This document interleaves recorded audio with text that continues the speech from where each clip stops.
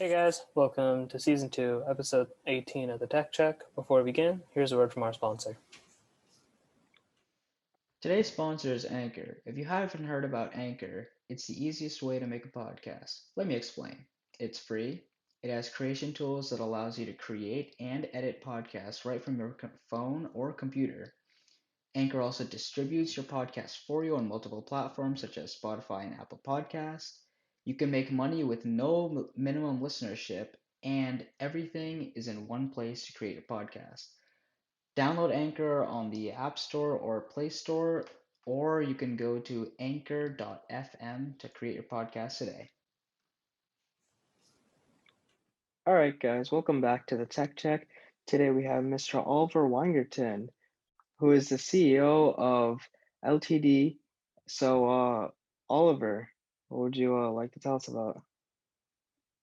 Hey, I'm Ollie. I'm Chief Executive of London United, LDN UTD, pronounced London United. We're an esports organization for social change, essentially. We say we're for gamers that give a 4X. And what we're doing is we're using esports and gaming as a medium to address social issues. So I was just wondering, what inspired the foundation of London United? Like, where did the name come from? What inspired you to create the organization? That sort of stuff. So when I decided to set up and go into esports, it essentially was around how could we create a content-focused, community-focused organization that could help develop grassroots gamers and give them an established path to pro. And we didn't feel there was anything out there that was doing that. London, huge hub for gamers, obviously, although with the internet, there are no boundaries. And London United resonates. It's a strong brand. We get a lot of feedback on the brand identity. So felt that there was maybe a gap that we could exploit to try and build out a community and work with brands. And that's what we've done. We've essentially have a track record of delivering physical and online campaigns addressing social issues. And the reason for addressing social issues is, of course, they're very important, but it gives us a USP. It helps us stand out from the crowd. If you look at 100 Thieves or FaZe Clan, you know immediately what they stand for. But then you take a lot of other esports organizations, you put them side by side, you don't know what they stand for, apart from they're all just trying to compete to be winners in what they're playing at, whichever esports title. So we feel with the addressing of social issues, it's that USP. It helps us stand out from the crowd. Wow, that's awesome. So when I was doing some research on your website, I noticed that you use your company to like serve society in a sense. What are some initiatives that you guys did to help the surrounding community?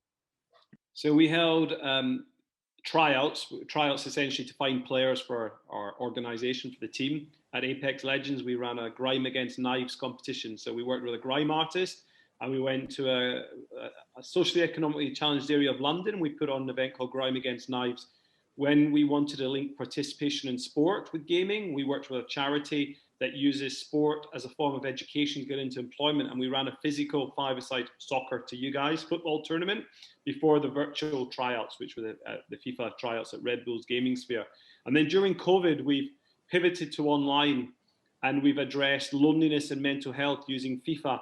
We have done nutrition in League of Legends. We've done anti-racism, 6-hour stream on anti-racism intertwined with Rocket League and FIFA content. And even just last month, or actually December, we fused education and esports in partnership with the Mayor's Office, and we delivered workshops on transferable skills. And then we had 3 streams in the space of a week on Twitch where we integrated some of the content from the workshops. So it's been very varied, but what I'm always keen to show is this is not tokenism. Now we have a track record of delivering what we say we will do. Yeah, that's actually really great because, personally I feel like it's an amazing way to get out to the community, especially for, to emphasize esports as well as emphasize serving community around us. So I definitely think that's a really, really cool initiative. You mentioned some of the games and tournaments you guys participate in. Does London United specifically go to any game tournaments that, bigger game tournaments around the world? Yeah, no, I get what you're saying. So as an org, we have 2 strands. One is the gaming esports angle and the other is content creators. So content creators are obvious. We want to find aspiring content creators. We have content creators who will help build out our audience. We have some announcements to follow. And then on the competitive gaming side, we have a League of Legends team, and they are playing in a grassroots league in this country called the UKEL, so it's the UK Esports League. If they win or were to get promoted, they then go into a more professional league that is being broadcast on Twitch, obviously, but on the BBC, which is our public service broadcaster in this country. As you progress, you can then go into the European leagues, etc. So we have a League of Legends team. We have a FIFA strand as well, where we participated in the Club World Cup last month. And we have a Fortnite gamer that has signed us. We haven't yet announced, and we'll be playing a competitive Fortnite series. In addition to that, are there any future games that you guys are seeking to participate in? I know you just mentioned how you just signed a big Fortnite player and you're looking to go into Fortnite, but what other games do you guys think you might progress into for teams? So the other two are Rocket League and Valorant. Rocket League is very entry level, and I like it for a number of reasons, purely around accessibility and just what it stands for. But Valorant is obviously, it's owned by Riot. Riot do esports very well in League of Legends. Valorant went massive even in beta. And I think the cost of entry for Valorant is only going to go up. And it's something we're looking at quite seriously. But I think we would have to have a premium roster, and premium rosters are expensive. Yeah, definitely. You just said the value of Valorant's going up. Do you see any other games that are, just starting out, or any games over the past couple of years that are doing the same thing as Valorant and increasing in value when it comes to tournaments and stuff? Well, I think Fortnite is a great example, isn't it? Yeah. Seeing a game that had this peak and then maybe had a little bit of a lull, and Apex came to the fore, but everyone was like, Apex is going to be the next Fortnite, and it hasn't really materialized. And look at the prize fund. I mean, when the UK gamer won $1 million in the Fortnite World Cup a year and a bit ago, it was headline news over here. And the fact that the prize fund was bigger than the US Tennis Open prize fund made some headlines. So I think Fortnite is really interesting. The prize money seems to be going up. So with the whole unique circumstances of the COVID-19 pandemic, how do you think that's affected the industry?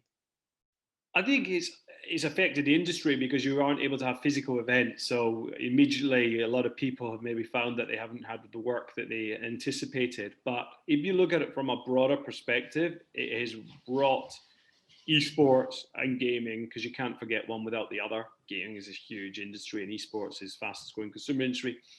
It's brought it to the fore, hasn't it? It's just made it more prominent, and people are talking about it. Investors are talking about it. David Beckham is bought into a team. And ultimately, I will always say that the stigma that used to be attached to gaming isn't there anymore. It's recognized widely and uniformly that you can have a career in gaming. And no one bats an eyelid now. You go and say, I'm off to work for an esports team doing social media management. They're like, great. There's a lot of transferable skills that can now be applied in esports, and it's now widely recognized. So I don't think we're in a bubble. I think we probably saw growth a little bit faster last year during COVID, because naturally everyone was indoors, and what else is there to do other than Zoom calls and FaceTime? You're going to video game. It's a great way to interact with your friends, social activity. But I don't think it's a bubble. You're seeing brands come in left, right, and center. They're all trying to work out how to activate in this space. You mentioned how the job as an esports manager, or in some sense, has become a more prominent job role when it comes to applying for other jobs and stuff like that. So I was just wondering, how do you think the perception of esports, like how people or how society views esports, has changed over the past couple of years? Well, I think I alluded to the fact that the stigma isn't there anymore. And we did workshops last year on fusing education and esports, and the fact that the Mayor of London partnered with us. And then we went to outreach groups and charities and brands like Yop got involved, only endorses the approach, and that it is a viable career option to work in esports, to be an esports athlete as well. I think it's recognized as well that gamers aren't these overweight, spotty teenagers anymore. That particularly was the stereotype that you had associated with gaming. Now it is, you want to be successful, you're going to look after yourself from a mental and physical health perspective. Nutrition and wellness are massively important, and I think that is appreciated. All right, cool. So the next question that I had is, where do you see esports like heading in the future? And do you think it could possibly achieve viewership numbers as high as major sports in the world, such as like soccer? The short answer is yes. I think that if you look at the numbers that are achieving, like 23 million for the League of Legends finals last year, I think was a number.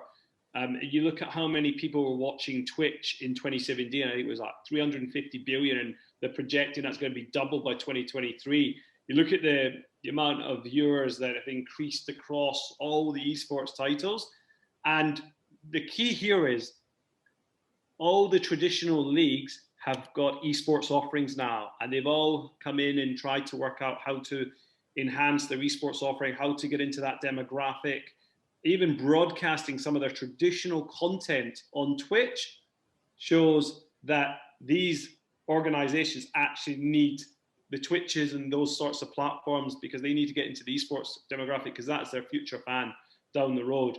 So I sincerely believe that the numbers are going to blow traditional sports out of the water because your colleagues probably aren't sitting watching 90-minute soccer matches anymore. You're probably consuming the highlights or on a video on demand that you're watching on a streaming platform. So that pay TV model or cable subscriptions as you have in the US is probably going to die out at some point, and rights models, business models are going to have to change substantially. On that note, how do you see like esports changing within like in the near future? Like, do you see esports changing in any way that could be significant to how it works in industry? I think it's going to continue to professionalize. You're seeing more sports execs come in and try and professionalize the industry. I think there's a couple of challenges it's got around integrity, which will need to try and be dealt with uniformly. The fact that every esport is its own esport in a sense, it's owned by a different publisher, makes it quite a challenge. But I think it's only going to grow. It will professionalize. They will get a handle on integrity, and it will be to the benefit of everybody. Quite frankly, I think the offering is going to develop. What is interesting is whether the TV rights model, as I call it, will evolve. At the moment, not a huge amount of content is being paid for. Rights owners feel they have to put it on Twitch because that's where they're getting the eyeballs. We've seen Microsoft fail with Mixer to compete. Facebook Gaming is now trying to make a play. But I think you'll start to see more money thrown at esports rights in the way that traditional sports, you want a boxing match, you want a soccer match, you pay for it, don't you, as a broadcaster. It's not just given away for free. So it'll be interesting to see how that evolves. Moving on slightly, do you have any advice for somebody who wants to enter esports, whether it be, as a team member, whether it be as, working as like managing stuff or managing stuff for esports team? What advice do you have for somebody who wants to enter that field? So I did a presentation this morning to university students, and I was talking about how traditional skill sets from traditional sports had certainly been rejuvenated and were now seen as the norm in esports. Things like video production and video editing, all around content creation, traditional sports, that was the norm in esports. And what career in esports essentially now is it's very accessible. Maybe there was a taboo around working in esports in the past, but now you could be a social media manager, you could be a video editor, you could be a business development executive, you could be a chief financial officer in an esports org, all roles that you would maybe not have associated with an esports career in the past because you would probably have thought you've got to be a gamer to work in an esports org. The skills are very transferable. So my advice is concentrate on your core skills and then go and start knocking on doors, but don't pigeonhole yourself into a role because a lot of esports orgs are startups like ourselves. And whilst you might come in thinking you're going to do a job, essentially what you're going to do is a lot more because you can get involved in so many different projects which will help develop you and your career down the line. So for me, from the outset of my career, I was always keen on trying to get as much work experience as possible. And that is something that I would tell people to do. Knock on doors, see if there's internships, work experience available. And then when you're in there, just make sure you work hard, you develop hard, you offer assistance, you communicate well. and you will grow. So for any of our viewers like interested in esports, where could they reach LDN UTD? Well, let's call ourselves London United for a start. But if you spell LDNUT and you go on Twitter at LDNUTD, you will find us there. Or you could do LDN_UTD on Instagram. Or you want to reach out to me personally, and you can find me on Twitter at Weingarten, or you can go on LinkedIn. You can contact London United that way, or myself. But no, we would say come and join us on Twitter. Come on the journey, follow our journey, follow the content creation. If you've got ideas, you've got questions, feel free to ask. So at LDNUTD on Twitter. Thank you.